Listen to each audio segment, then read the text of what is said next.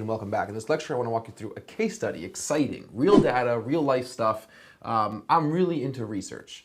And I think that when I say I'm really into research, it doesn't mean I love researching stuff. I think it's really important.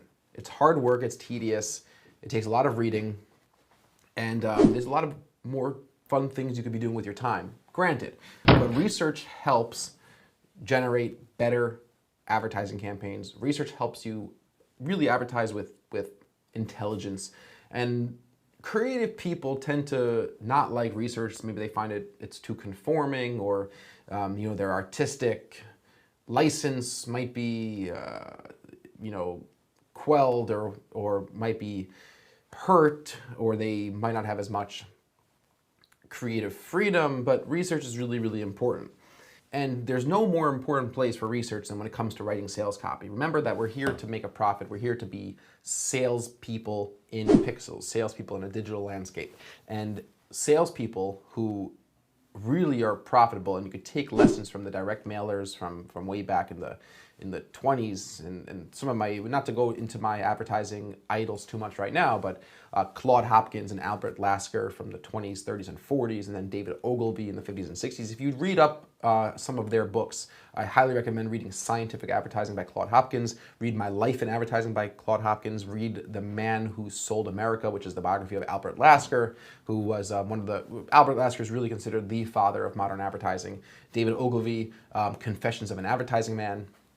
These are some incredibly, incredibly insightful books to read, and you'll see how these people spend so much time researching the products, researching what consumers wanted, really understanding it, because they knew that if they could write good sales copy that spoke to the desires of the consumer, as opposed to just guessing what they wanted based on their own feelings, they'd be much more successful. And all three of those people attribute a lot of their success to the ability they had to research and to understand, to find out what the consumer wanted. So let's show you how some research, and not even that much research, but how a little bit of research went a really, really long way. So let's jump into our slides.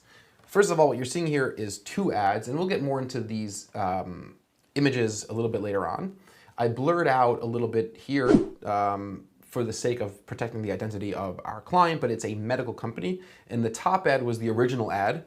And the main thing to focus on is, because what's blurred out is really just the company name, and it's consistent in both ads, is we beat any competitor by $200. And that's a great line. Like that's talking about price. People care about price quite a bit, so it's not bad by any means. And let's take a look at the conversion rate was 9.59%. The click-through rate was 3.65%, right? Not bad numbers by any measure. But now let's take a look at this ad down here.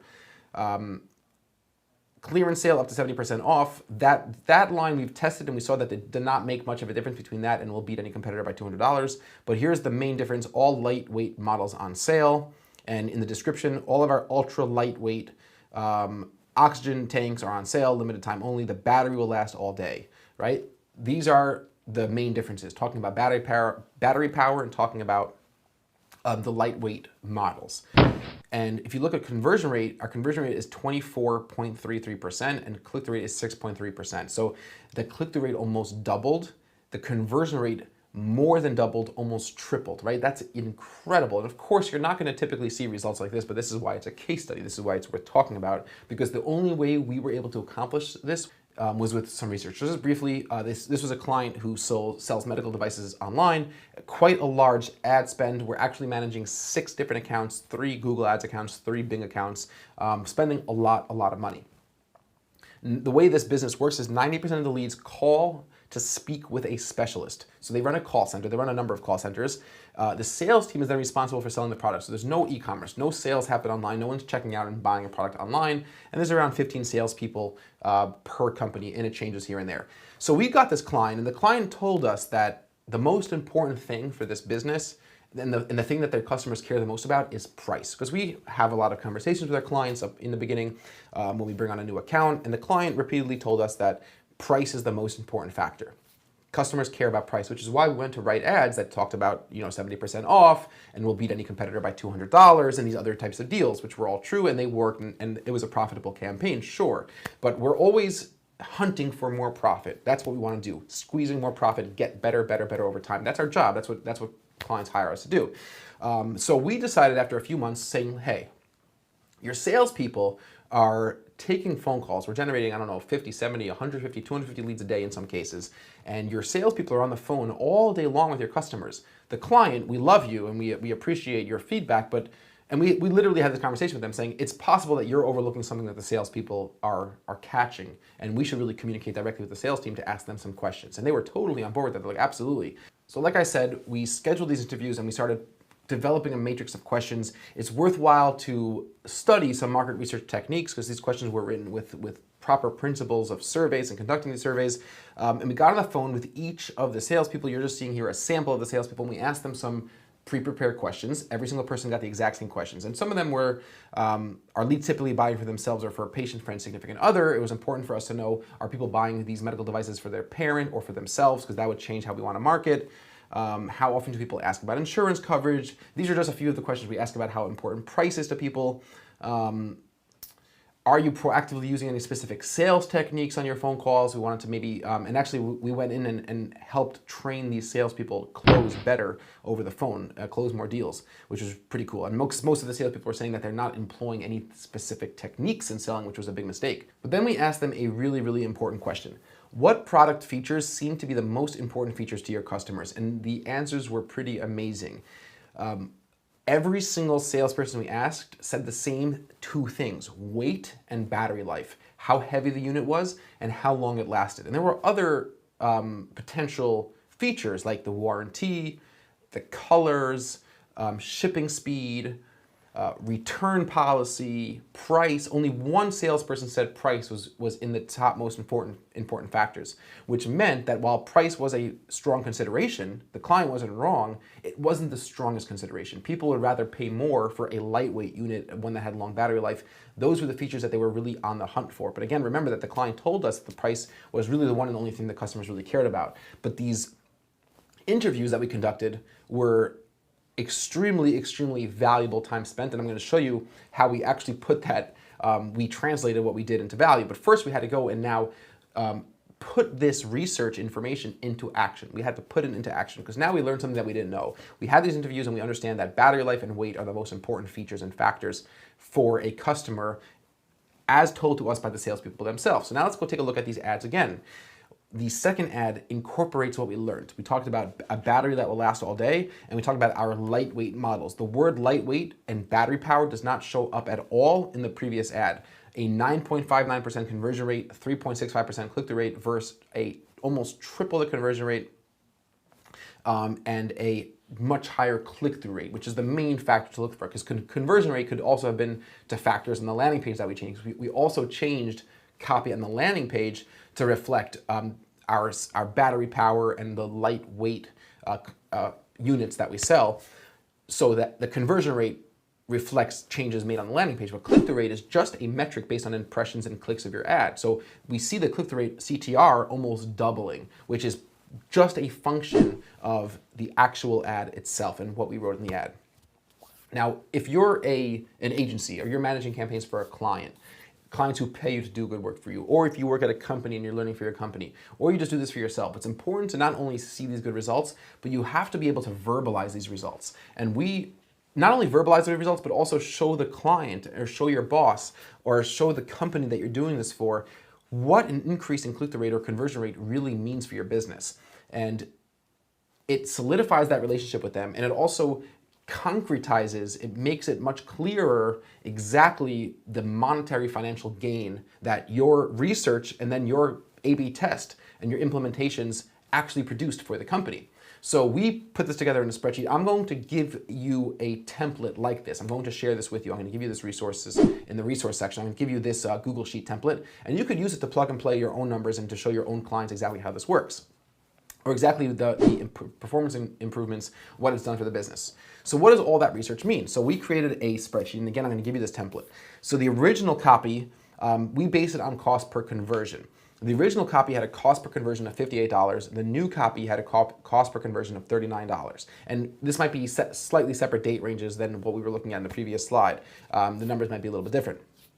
But these were numbers taken on a 30 or 45-day window. I don't totally remember. So looking at the conversions per day, right? So assuming $150, 150 conversions a day. Let me just open up my laser pointer here, helps me. So looking at 150 conversions a day, you multiply that by 30 to get your conversions by month, by 365 to get your conversions per year. Your cost per day is $8,700, right? Because your cost per conversion is $58, multiplied by $150 gives you $8,700 cost per day. And these were accurate numbers for any given one of the given accounts. It was actually one of the campaigns in an account. Cost per month, which is multiplied by 30, $269,000. Cost per year, $3.2 million a year. And then you just do the same thing for the new copy that had a $39 cost per conversion. And then exactly the number of conversions a day. There's two ways to analyze the performance benefits. You could look at cost savings. So if we assume the exact same, if we assume that we maintain this 150 leads a day, we could talk about how much money we're spending less with our improved copy. So cost savings per day come out to $2,850 because you subtract the difference of what you're spending now to get those 150 leads versus what you were spending before to get those 150 leads at $58 a conversion. This might sound a little bit tricky, but in the template that I give you, you're going to have all these formulas pre-built, so you can just plug and play. So $2,850 a day in savings, $88,000 a month in savings, $1 million a year in savings. So I was able to present it to my client, and I said, hey, listen, you're paying us a good fee to manage your campaigns. I want to show you that with just a few changes that we've made, just some research, these are actual numbers that you're now saving every month. Your company is saving $88,000 in ad spend a month to get the same number of leads, to get the same revenue to your business. And you put that in a sheet and you show them that, the numbers don't lie. If I just tell them, hey, I think we're saving a lot of money, like we saw an increase in click-through rate. Okay, great. You have an increase in click-through rate, very nice. But what does that really mean to a client? Clients and companies that advertise speak in business metrics. They talk about finance, money saved. So now you can really show them, oh, what is that increase? What is that going from 3% to 6% in click-through rate and going from 17% to 24% in conversion rate? What does that actually mean in the bottom line? It means $88,000 less spent per month. You could also phrase the benefits not necessarily in cost savings, but in additional business scale.